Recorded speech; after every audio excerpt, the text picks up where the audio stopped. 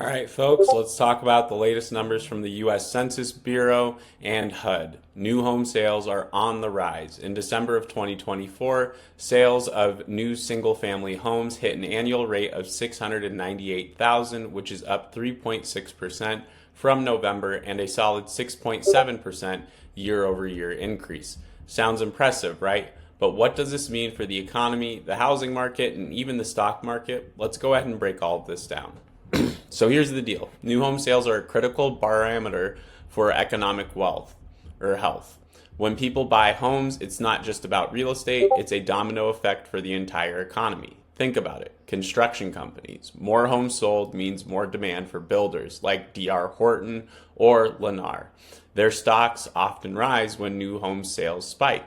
Retailers. Home buyers need appliances, furniture, and renovations. That's a potential boost for companies like Home Depot and Lowe's. And financial institutions. More sales mean more mortgages, which is good news for banks and lenders. When home sales are strong, it signals consumer confidence, which often correlates with economic stability and stock market strength. Here's where things get tricky. The median sale price in December was $427,000. With the average price at $513,600. That's a steep price tag.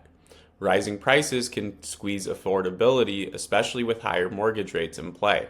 But here's the catch. The fact that people are still buying at these prices suggests that the upper middle class is weathering higher rates. This resilience supports sectors tied to discretionary spending from high-end retailers to luxury goods. At the end of December, there were 494,000 new homes for sale, representing an 8.5-month supply at the current sales rate. Here's why that matters. A balanced market usually has about 6 months of supply. At 8.5 months, we're tilting towards a buyer's market, which could pressure builders to offer incentives or discounts. But let's not forget here, higher inventory could mean lower margins for home builders, which might temper their stock performance. So why does Wall Street have its eyes on these numbers? For one, interest rates. The Federal Reserve is keeping a close watch on housing data to gauge the impact of rate hikes. If home sales stay strong, the Fed might feel less urgent to cut rates, which affects everything from mortgage lending to corporate borrowing. Another thing is economic signal. Strong home sales are a vote of confidence in the economy. They suggest that even with higher interest rates, consumers are willing to invest in big-ticket items like houses. That's a green flag for the broader market. According to outside sources like Realtor.com and Redfin, demand is also being driven by millennials aging into peak home buying years. This demographic shift supports sustained long-term demand for housing. Now here's what we're going to watch going forward. Number one is home builder stocks.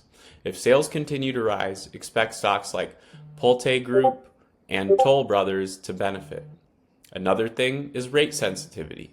Keep an eye on mortgage rates. If they spike, it could cool demand and hit housing-related sectors. And finally, the broader economy.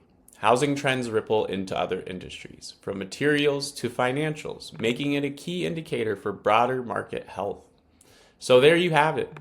New home sales are up, prices are high, and inventory is growing. Is this a green light for the economy or a warning sign of affordability? Let me know your thoughts in the comments, and don't forget to like, subscribe, and hit that bell for more breakdowns of how economic data impacts your investments. Remember, people, stay sharp, stay curious, and as always, follow the money. I'll see you in the next one.